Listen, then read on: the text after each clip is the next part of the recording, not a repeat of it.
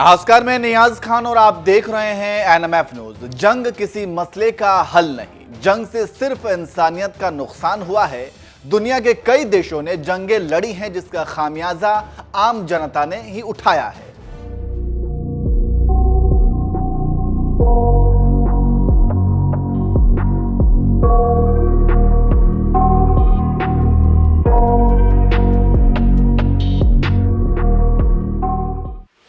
ऐसे कई उदाहरण मौजूद हैं और मौजूदा समय में रूस और यूक्रेन के बीच की जंग भी इसकी मिसाल है। 24 फरवरी 2022 के दिन यानी आज से करीब एक साल पहले रूस ने यूक्रेन पर हमला कर दिया था। तब से लेकर अब तक दोनों देशों के बीच जंग जारी है, लेकिन इसका नतीजा कुछ भी नहीं निकला है। हाँ, इतना जरूर है कि इस जंग से पूरी दुनिया को नुकसान जरूर हुआ है और आगे भी कोई गारंटी नहीं कि यह जंग कब खत्म होगी या फिर यही जंग तीसरे विश्व युद्ध का कारण बनेगा। वैसे आपको बता दें कि जब से यह जंग शुरू हुई है तब से रूस को दबाने के लिए यूरोपीय देशों ने कई पाबंदियां लगाई हैं ताकि रूस किसी भी तरह से पीछे हट जाए। रूस के ऊपर अभी तक 10,000 से ज्यादा पाबंदियां लगाई जा चुकी हैं, लेकिन इसके बावजूद भी रूस ताकतवर देश बना हुआ है। क्या आपने कभी सोचा कि ये कैसे मुमकिन है?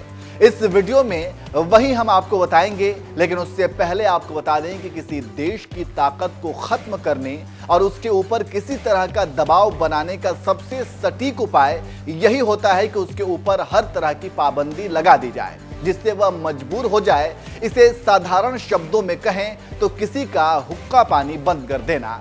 या फिर आपने सुना और देखा होगा कि किसी अपराधी को सजा के तौर पर उसे या फिर उसके परिवार को बिरादरी से ही अलग कर दिया जाता है, उसे तड़ीपार कर दिया जाता है।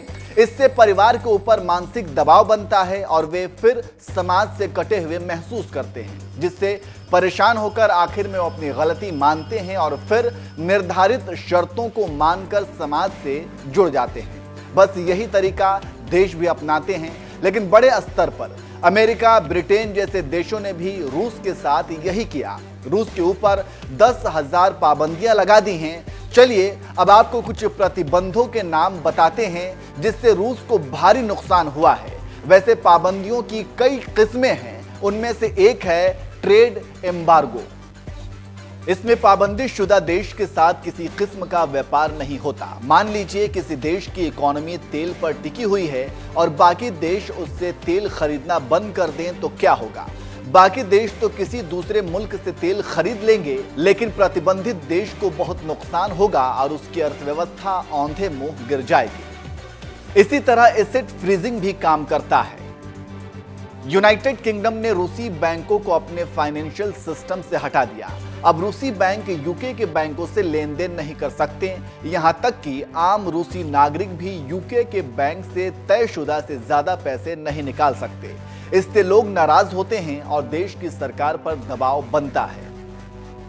वैसे आपको बता दें कि रूस में बड़ा बिजनेस तेल, गैस, तकनीक और हथियारों का था, लेकिन अब अमेरिका, यूरोपियन यूनियन, ब्रिटेन जैसे बड़े हिस्से ने रूस से तेल खरीदना बंद कर दी।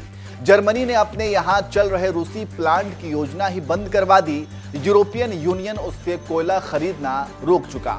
तो इस तरह से पहले ही युद्ध में काफी पैसे झोंक चुके इस देश पर भारी दबाव बन चुका है, लेकिन इसके बावजूद रूस की ताकत को कम नहीं कर पाए हैं। अब ऐसे में सवाल यही है कि इतनी सारी पाबंदियों के बावजूद रूस कैसे खड़ा है। तो आपको बता दें कि अमेरिका, ब्रिटेन, जर्मनी जैसे यूरोपीय देशों ने भले ही रूस पर कई तरह की पाबंदियां लगा दी हों और दूसरे देशों पर भी दबाव बनाने की कोशिश की हो कि दूसरे देश भी रूस से व्यापार खत्म कर ले, लेकिन भारत के अलावा ईरान, बेलारूस, इटली, चीन, जापान जैसे कई देश हैं जो रूस के साथ व्यापार अभी भी कर रहे हैं।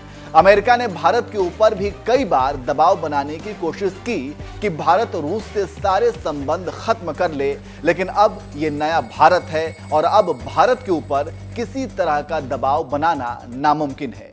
इसलिए लाख दबाव के बावजूद भारत रूस के साथ व्यापार कर रहा है और रूस 10,000 पाबंदियां लगने के बावजूद भी ताकतवर देश बना हुआ है। तो आप समझ गए होंगे कि रूस की ताकत का राज क्या है। आप इस खबर पर क्या कहेंगे? कमेंट करके जरूर बताएं।